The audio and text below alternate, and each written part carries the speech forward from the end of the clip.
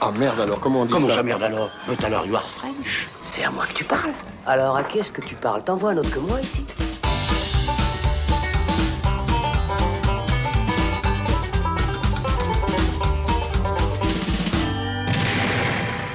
Salut les cinéphiles, bonjour ou bonsoir à tous, c'est Alex, bienvenue dans le Saloon. Je suis très heureux de vous retrouver pour un nouveau débat où il sera question aujourd'hui d'une comédie française de Nicolas Bedos, comme quoi tout arrive. Et son nom, c'est La Belle Époque. En septembre dernier, un fameux critique français défrayait la chronique avec cette formule maintes fois entendue: le cinéma français est mort, plus aucun intérêt, blablabla et blablabla. Dans ce cas, que fait-on des derniers films de Desplechin, Dupieux, Forjard, Toledano et Nakache, Sciamma et bientôt le nouveau Polanski et Les Misérables de Lajli dont on vous parlera prochainement? Non, pour nous, le cinéma français est plus vivant que jamais et propose de très belles choses. C'est le cas justement de La Belle Époque et c'est pour ça qu'on vous en parle aujourd'hui. Spoiler, mais vous l'aurez sûrement compris de vous-même, le second long métrage de Nicolas Bedos est très bien et on va vous expliquer pourquoi dans cette discussion avec mes amis Patrick Dantan, programmateur indépendant et comédien. Salut Patrick. Salut Alex. Ça fait longtemps ? Depuis cet été. Tout va bien pour toi ? Un peu comme ça, je crois. Ouais, ça va bien. Et puis c'est vrai que c'est une belle période pour le cinéma français. Ouais, tout à fait. Thibaut Ducret, grand nostalgique qui rêve de porter un pantalon pas de def. Salut Thibaut. Absolument, et enfin un film qui m'en donne l'occasion, je suis ravi. Très bien. Bon, Patrick, Thibaut, si vous êtes prêts à retourner dans les années 70, alors c'est parti. Deux intellectuels assis vont moins loin qu'une brute qui marche. Nicolas Bedos nous avait bluffé, il faut le dire, avec son premier film Monsieur et Madame Adelman, dans lequel il incarnait à l'écran avec sa compagne Doria Tillier un couple à la fois rajeuni et vieillissant sur une période de 50 ans. On ne pensait pas que le fils de Guy Bedos, à la fois personnage médiatique tête à claque et humoriste improvisé au service de la bonne morale, avait un quelconque talent de cinéaste. Et pourtant, avant qu'il n'aille tourner et réaliser OSS 117, 3 avec Jean Dujardin, voici son deuxième long métrage, La Belle Époque, présenté hors compétition à Cannes cette année. On y retrouve Daniel Auteuil qui joue Victor, un dessinateur déphasé, dépassé par son époque, râleur et mélancolique, ce qui énerve cruellement sa femme, incarnée par Fanny Ardant, qu'il met à la porte. Victor va alors découvrir qu'un entrepreneur, joué par Guillaume Canet, propose à ses clients de replonger dans leur passé. Ils doivent choisir une période de leur vie. Victor choisit la semaine où il a rencontré sa femme dans les années 70. À travers un théâtre immersif, Victor voyage dans le temps et se découvre une passion pour Margot, c'est Doria Tillier, la comédienne qui joue sa femme. Mais Margot est en réalité la compagne d'Antoine, le personnage de Guillaume Canet. Vous l'aurez compris, scénario foisonnant, riche et original. Déjà, c'est quelque chose qu'on peut noter, Patrick. C'est déjà une proposition, une vraie idée qui fait du bien dans le cinéma français. Absolument. Moi, c'est une des choses déjà qui m'a le plus plu par rapport au film. C'est une vraie originalité dans l'histoire. Et puis après, s'y ajoute encore une vraie personnalité d'auteur pour Bedos, aussi par rapport au film précédent, que ça soit en fait dans les dialogues qui sont très percutants, qui fonctionnent au niveau de certaines punchlines, ce genre de choses, mais aussi dans certains thèmes qu'il abordait déjà dans Monsieur et Madame Adelman et qu'on retrouve là, les histoires d'amour qui se retrouvent confrontées au temps qui passe, le regard nostalgique sur certaines choses, et puis tout ça avec un film qui navigue effectivement d'une époque à l'autre et qui va à la fois nous faire rire, en même temps nous émouvoir profondément. J'étais complètement bouleversé à la fin du film. Ouais, moi aussi. Et puis en plus, il y a aussi quelque chose qui s'ajoute à tout ça, c'est le casting qui est séduisant, magnifique et que j'ai vraiment adoré aussi et que j'étais tellement heureux de retrouver dans des beaux rôles comme ça, bien écrits. Donc, Daniel Auteuil et Fanny Ardant, on les a pas vus comme ça depuis un moment quand même. Fanny Ardant, c'est quand même une actrice qui a une beauté déjà plastique, enfin je veux dire c'est une femme qui est déjà magnifique. J'avais vu pas mal de films aussi avec elle quand j'étais plus jeune, des films de Truffaut, il y a eu 8 femmes où elle jouait une vampe, etc. et tout. Et donc j'ai eu vraiment beaucoup de plaisir à la retrouver. Et parfois, on a retrouvé ces acteurs dans des films moindres, avec des rôles pas forcément bien écrits et ce genre de choses-là. Daniel Auteuil, il cachetonne un peu depuis une dizaine d'années. Voilà aussi. Et tout d'un coup, les retrouver comme ça dans des belles choses à défendre, dans des moments, certains monologues, des personnages à la qu'ils fin, habitent, quoi, vraiment. Qu'ils habitent et des choses où tout d'un coup ils sont beaux, ils sont magnifiques. Ça fait vraiment énormément plaisir. Thibaut, le théâtre immersif, c'est un sujet parfait pour exploiter ça au cinéma quand même. Bah ouais, c'est justement ça, moi, que je trouve assez intéressant dans le cinéma de Nicolas Bedos, c'est que a priori, il a des pitchs, en tout cas au départ, qui peuvent être ultra plan-plan et qui font très justement cinéma franchouillard, qui se regarde le nombril. Ouais. Non, ou alors du drame autorisé soi-disant un petit peu nombriliste. Enfin voilà, l'histoire d'un couple sur 40 ans. Là, on a l'histoire d'un couple qui ne s'aime plus et qui va réapprendre à s'aimer, etc. Ça pourrait être chiant, c'est ça que tu veux dire. Ça pourrait être chiant comme la mort, sauf que à chaque coup, en fait, il le traite de façon super ludique parce qu'il y a à chaque fois une petite subtilité. Dans Monsieur et Madame Adelman, il y avait tout un rapport à la fiction, puisqu'il s'agissait de la vie d'un écrivain et du rapport à la réalité, puisque l'histoire était racontée par sa femme. Et là, on a à nouveau cet aspect-là, puisque justement, tout va se dérouler à travers ce théâtre immersif, et donc à travers une reconstitution qui est fantasmée. Et on a tout un discours où on pourra en discuter, mais Bedos en profite aussi pour jouer un peu avec un espèce d'aspect méta, où on a une mise en abîme du cinéma, on assume l'artificialité du médium, et on s'amuse avec tout ça, et ça donne des films, je trouve, très réjouissants. Et on sent l'audace aussi, vraiment, et l'ambition de Bedos. Je veux dire, pour un premier, un deuxième film, il se met déjà quand même des contraintes. Dans le premier, il y avait ce défi technique aussi de maquillage, d'incarner le couple sur 50 ans, donc rajeunissement et vieillissement. Et puis ici, il y a bien sûr toute la reconstitution d'époque, qui est un sacré challenge et un défi pour un cinéaste qui est seulement à son deuxième film. Oui, il y a cette reconstitution-là. Et puis, je voulais revenir un petit peu sur ce que disait Thibaut. C'est vrai qu'il y a quelque chose qui est très riche et qui fait que le film, on ne sait jamais où on va aller. Et ça fait quand même plaisir. Parce qu'il y a combien de films où, effectivement, on sait où on va aller, puis on voit les rails, etc. Là, en fait, il y a ce travail sur les différents plans de réalité et sur comment les personnages slaloment entre ces différentes réalités. Qu'est-ce qui est de l'ordre de la reconstruction et qu'on va revivre la chose. Mais en même temps, il y a des émotions réelles qui vont vivre à ce moment-là. C'est toute l'histoire du théâtre aussi. C'est-à-dire que le théâtre, on sait qu'on fait semblant, mais en même temps, on se prend au jeu. Et les émotions doivent être présentes pour que le public ait un intérêt à voir ça. Et donc, du coup, les personnages se reprennent au jeu et ça va influencer ce qui revivent dans le passé reconstitué va influencer leur vie au présent, le présent va nourrir, etc. Et tout. Donc toutes ces traces-là et ces différents plans de réalité qui font évoluer les personnages et qui se croisent, c'est hyper intéressant. Et puis sur ce que tu dis, sur la surprise qu'on a et puis le dynamisme du film, justement, à nous tenir en haleine tout du long, et ce que disait Thibaut sur le côté méta, se rejoignent ces deux idées dans la scène d'introduction, avec vraiment, on est plongé au cœur d'un tournage, on voit Guillaume Canet avec une oreillette qui marche avec sa béquille et puis qui râle sur tout le monde. On se dit, bon, c'est quoi? C'est un réalisateur de film? Est-ce qu'il est censé représenter Nicolas Bedos? Qu'est-ce que le film va nous raconter? Et en fait, on s'aperçoit que c'est pas un tournage de film, mais qu'en fait, il y a cette idée de théâtre immersif. Et là, ça y est, le film s'ouvre et puis directement, on est plongé dans des dialogues, mais écrits tellement finement, c'est tellement drôle, c'est tellement percutant. Et là, il y a l'écriture de Bedos. Il y a un vrai sens de la punchline. Enfin, il fait sortir à Fanny Ardant des répliques, mais absolument génial. Et d'une cruauté aussi. Et c'est à la fois hyper cruel, mais aussi ça reste toujours très très touchant parce que en fait, c'est jamais gratuit ces effets, et même justement ce jeu entre le cinéma, l'artificialité, tout ça, ça travaille aussi l'aspect émotionnel et les relations entre les personnages, puisqu'on a des scènes par exemple où le couple reconstitué Daniel Auteuil et Doria Tillier, qui joue sa femme plus jeune, ont une interaction. En même temps, Doria Tillier envoie tout d'un coup des pics ou des réponses à Guillaume Canet, qui l'écoute de l'autre côté de la miroir. Enfin, on a comme ça un jeu constant entre ce qui se passe en coulisses, les couples réels, fictionnels, qui est hyper intéressant et qui raconte une vraie histoire au final. Et c'est vrai que pour revenir par rapport au début, au punchline, surtout donné par Fanny Ardant, moi, bon, vous allez dire que j'exagère avec Fanny Ardant peut-être. Oh, t'exagères avec Fanny Ardant. Je veux dire, en plus, en dehors de ce que je disais tout à l'heure, elle a une voix qui est unique et qui est extraordinaire. Moi, si je pouvais, j'engagerais Fanny Ardant à vie chez moi, dans mon salon, pour qu'elle me lise quelque chose, n'importe quoi. Et là, c'est merveilleux. Là, quand elle récite du Bedos, vraiment voilà, elle est là. Quoi. Et tous les dialogues, vraiment, mais collent tellement à la fois à Daniel Auteuil et à Fanny Ardant, on sent vraiment que l'écriture a été faite aussi pour ces comédiens-là. Mais pour revenir sur ce jeu de miroir qui est absolument dingue entre ces deux couples finalement qui se suivent, où le couple Doria Tillier-Guillaume Canet est autant à la dérive, ce jeune couple, que le vieux couple Daniel Auteuil-Fanny Ardant.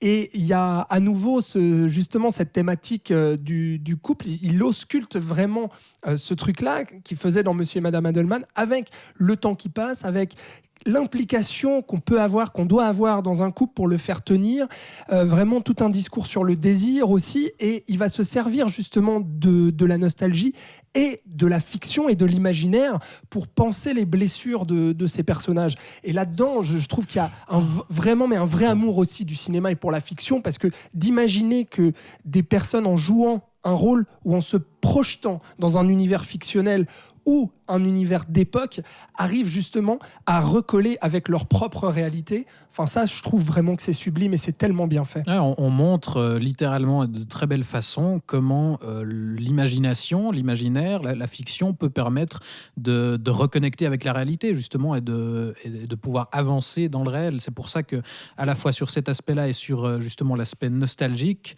en fait, Bedos revendique lui-même un film qui n'est pas passéiste justement parce qu'on parle de la nostalgie, mais on ne fait pas de la nostalgie parce que justement on se moque aussi au départ un petit peu de ce personnage de Daniel Auteuil qui préfère lire des bouquins que faire comme Fanny Ardant et passer son temps dans la réalité virtuelle, qui comprend rien aux séries télé. Il est complètement déconnecté de cet univers numérique et on le présente quand même un peu comme un vieux con, quoi.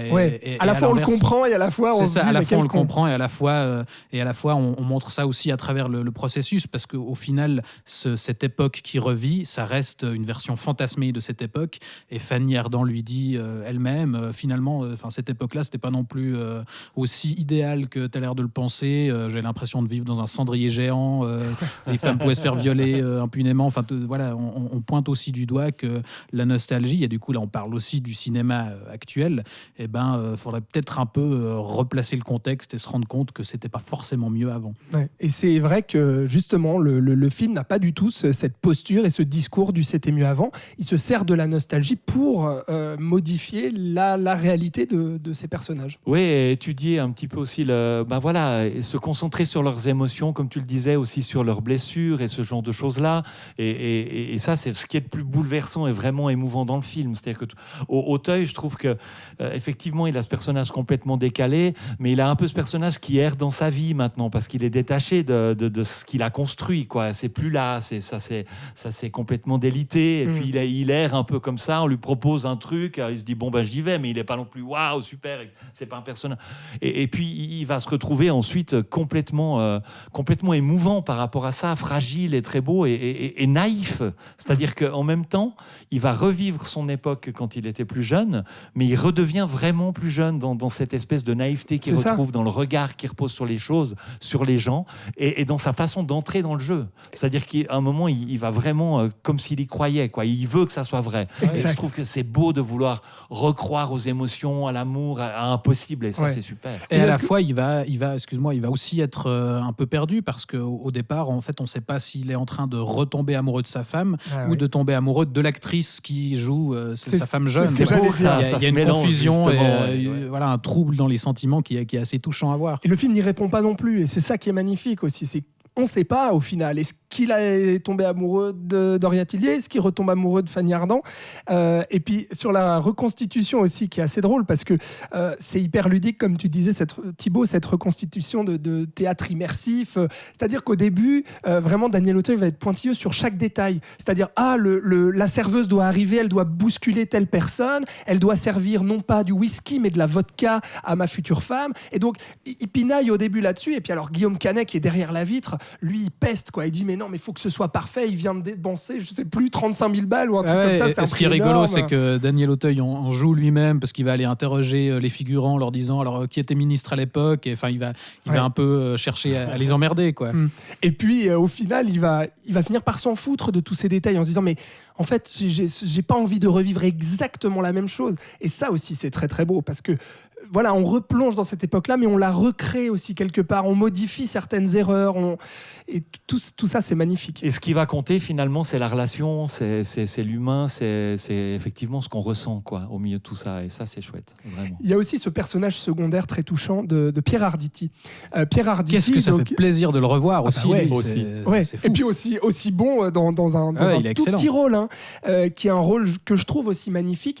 Ça pourrait paraître pour une petite anecdote ou un petit détail dans le film, mais en fait ça a toute son importance parce que Pierre Arditi, qui a son âge, il joue à un homme justement qui retourne dans le passé pour renouer avec son père et pour discuter avec son père, et lui il dit la période de ma vie où j'aimerais retourner, c'est à l'âge de mes 18 ans, et donc il a cette allure un peu de vieil homme, si j'ose dire, de plus de 70 ans, et puis qui va parler avec son père qui est juste un tout petit peu plus vieux qui a que plus lui. ou moins le même âge que lui.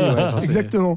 Et d'autres personnages secondaires aussi qui sont aussi des clients qui vont revivre une certaine époque à travers le théâtre immersif. Il y a ce personnage du gars qui veut se mettre à la place d'Hitler et puis que Daniel Auteuil arrive et puis mais une énorme claque à ce gars-là qui lui s'est dit mais tiens, et si je pouvais essayer de me mettre dans les bottes d'Hitler, enfin c'est trop drôle, quoi. Parce que là aussi on exploite vraiment le concept et on joue avec, quoi. Effectivement, si ce genre de possibilités existe, c'est pas impossible qu'il y a un débile qui se dise tiens, je vais me faire passer pour Hitler. Chacun et c'est ça qui est amusant, c'est qu'il donne quelques pistes. On voit certaines scènes des gens qui retournent à l'époque de Marie-Antoinette, où voilà, il montre des possibilités d'exploitation de cet univers, et c'est pas un film fermé, quoi. Parce que chacun aura ses fascinations personnelles. Donc, Exactement. du coup, chacun va vouloir faire ce qu'il peut et ce qu'il veut, quoi. Et c'est là où le spectateur a sa place. Possible. Justement, c'est là où le spectateur a sa place, où nous aussi, on fantasme peut-être et on se pose la question de OK, à quelle époque je retournerais, qu'est-ce que je ferais si j'avais cette possibilité-là. Mais ce qui est assez hallucinant aussi de voir pour un second long métrage d'un homme qui est un écrivain, un humoriste, qui se découvre sur le tard, entre guillemets, cinéaste, de voir quelle maîtrise il a aussi de sa mise en scène et tout ce jeu de montage. Vraiment, il y a une maîtrise totale là-dedans, de montage parallèle entre on va passer de Doria Tillier à Fanny Ardant, où on ne sait plus qui est qui, où on ne sait plus à qui parle Daniel Auteuil à ce moment-là quand il parle. Il fait aussi des trucs assez intéressants dans le montage. Où là encore, il met en avant l'artificialité du cinéma et il s'amuse avec. Il y a par exemple des scènes de dialogue entières où en fait il y a des sauts spatio-temporels où les personnages discutent. Ils sont dans une pièce, tout d'un coup Fanny Ardant est en train de se brosser les dents, mais en fait le dialogue continue là où on s'était arrêté. Et il y a plusieurs scènes comme ça où en fait on assume, voilà, c'est un film et on s'amuse avec les possibilités du cinéma, quoi. Parce que après, ce qui va se raconter dans la narration, c'est plus les liens entre les personnages. C'est-à-dire qu'on peut se permettre de passer d'un endroit à l'autre ou d'une époque à l'autre, mais c'est les thématiques, c'est ce qui se raconte entre les personnages. C'est ce que vit ce personnage dans telle époque va avoir comme influence sur l'autre dans l'autre époque ou dans la reconstitution. Et c'est ces liens-là, il s'occupe de tirer des fils en fait entre ces liens-là, plutôt qu'entre un réalisme au niveau de la mise en scène. Et ça, il faut être vachement doué. Enfin, moi, je trouve que c'est vraiment impressionnant, parce que passer d'une réalité, d'une époque comme ça à l'autre tout le temps, c'est vraiment très impressionnant. Et ça tient tout au long du film. On suit, on n'est pas paumé. Voilà, il y a des moments de surprise. On se demande où ça va. Ça pourrait être casse-gueule, ça fonctionne très très bien. Mais je trouve que c'est un scénario qui place des enjeux en tant que metteur en scène, en tant que même construction du scénario, qui sont là, quoi. Il faut y aller. Et qui fait passer tout ça en fait comme une lettre à la poste. Enfin, ça paraît évident quand tu te le vois. En fait, tu te poses pas plus la question que ça. Mais effectivement, c'est hyper compliqué. C'est un vrai challenge. Et c'est ça qui est réjouissant aussi, c'est qu'il part pas sur des projets hyper faciles. Enfin, je vais pas faire un huis clos dans un appartement avec deux connards qui discutent, mais je vais faire un vrai drame, une vraie comédie dramatique avec des enjeux émotionnels, avec des défis techniques, narratifs, et il les relève pour moi haut la main. Et avec les mêmes thématiques qui habitent son auteur. Et c'est ça qui est très fort aussi, qui montre qu'on a un cinéaste qui est en train de se révéler, c'est qu'il n'est pas en train de reprendre Monsieur et Madame Adelman et de dire on va faire la même chose mais en mieux. J'avais testé quelque chose sur mon premier film et puis là on va vraiment l'améliorer. Non, ça c'est totalement différent dans son concept. Par contre, effectivement, il y a ces thématiques du couple et du temps qui passe qui sont les mêmes et qui montrent que déjà il y a une cohérence entre ces deux films-là, dans la vision en fait de Bedos, et qui moi me donne énormément confiance sur la suite de cet homme-là dans le cinéma français, dans la place qu'il pourrait occuper demain.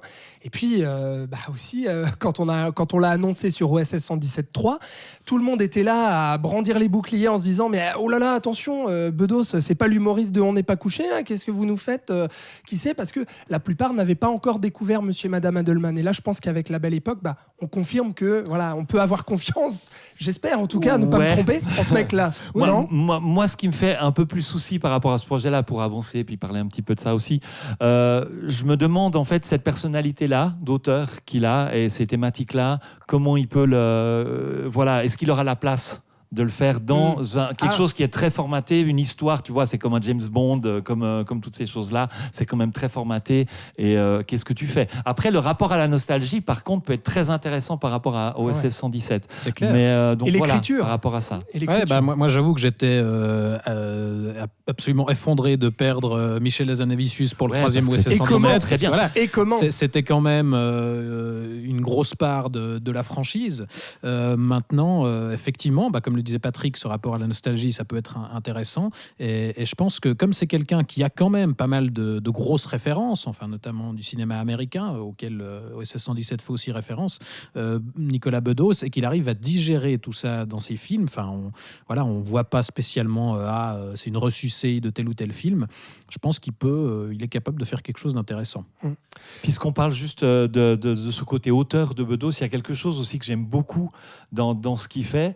C'est un peu un comment on va dire, c'est un mauvais garçon, quoi. C'est-à-dire qu'il y va, quoi. Il peut être assez cru, assez direct, sans peur de choquer, ce genre de choses par rapport à certaines séquences ou certains gags ou certaines punchlines. Mais et ça, c'est quelque chose que j'aime bien aussi, quoi. Je suis totalement d'accord avec toi. Et ça, il est beaucoup moins moraliste et égocentrique que son personnage médiatique et que son habit d'humoriste improvisé chez Ruquier. Moraliste, quoi. Enfin, c'est il est ça, même dans le film, complètement à l'opposé, en tout cas à travers ce qu'il raconte à travers ses films. Et c'est ça qui est assez surprenant, parce que moi, justement, je n'aimais pas du tout le personnage qu'on voyait à la télévision, quoi. Mais sans avoir lu ses livres. Mais je crois que c'est aussi une personnalité qui a évolué, parce que lui-même, il était conscient dès le départ qu'on lui tapait dessus pour ce nombrilisme et pour cet aspect un petit peu arrogant dans sa personnalité. Mais j'ai l'impression qu'il a aussi évolué là-dedans, et même dans ses interventions extérieures actuellement, moi j'ai l'impression d'un personnage beaucoup plus posé et qui a justement fait un travail sur lui-même, et ça se ressent dans ses films. Il a bien fait de laisser son rôle qu'il avait écrit pour lui à Guillaume Canet, en fait, dans La Belle Époque. Parce que dans Monsieur et Madame Adelman, c'est lui qui portait aussi le film avec Doria Tillier, qui racontait un couple alors qu'il était lui-même en couple dans la vraie vie avec Doria. S'il avait joué, là encore, ça aurait fait encore une couche méta supplémentaire. Exactement, et là on aurait dit, je pense qu'on aurait dit stop, ça suffit. Et là, de se mettre un peu en retrait, de dire ok, je suis scénariste, réalisateur, et je garde cette casquette-là, et puis je donne mon rôle à Guillaume Canet, qui l'épouse d'ailleurs parfaitement bien. Oui, et qui reste quand même un personnage qui se pose en quelque sorte comme avatar de Nicolas Bedos dans le film, puisque c'est le réalisateur, c'est lui qui met en scène.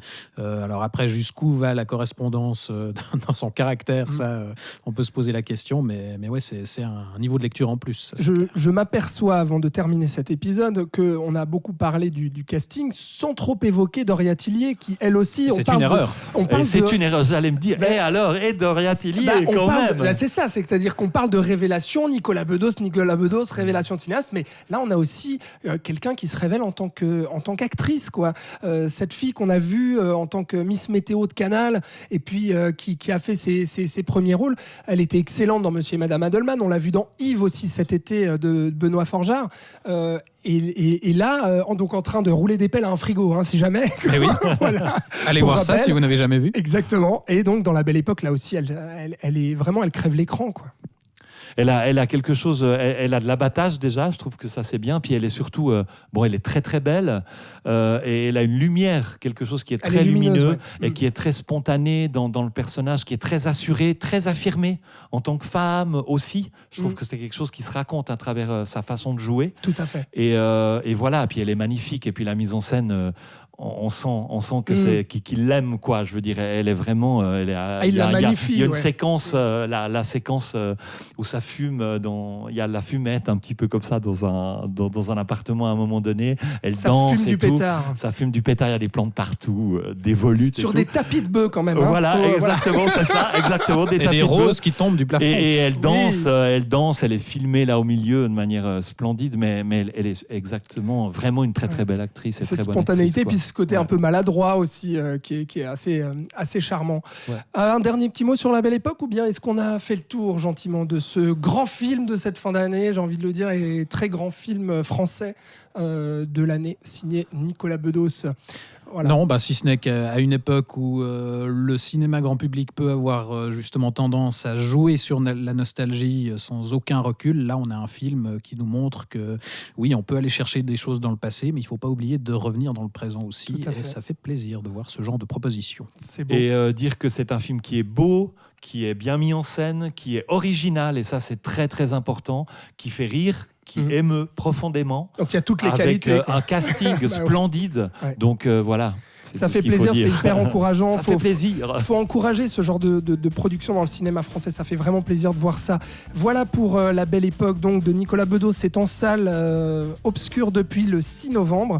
Ruez-vous dessus, bien entendu. Patrick, Thibaut, on se retrouve très prochainement pour un autre débat sur un autre grand film français de l'année et de cette fin d'année. On parlera des Misérables. Voilà. Quel teasing. Tous les trois. Quel teasing magnifique. Merci Thibaut. Merci à toi. Du coup, à la semaine prochaine. Patrick. À bientôt. À la semaine merci. prochaine aussi. Merci d'avoir été avec nous. Et puis vous pouvez nous dire ce que vous avez pensé de La Belle Époque, si vous l'avez vu, ou bien si vous avez envie de le voir. Dites-nous si vous êtes d'accord, bien entendu, avec notre avis, ou si on en fait trop, peut-être, sur ce film, si on est trop enthousiaste. En tout cas, suivez-nous sur les différents réseaux sociaux et toutes les plateformes de streaming. On vous dit à la prochaine. C'était le Saloon. Ciao!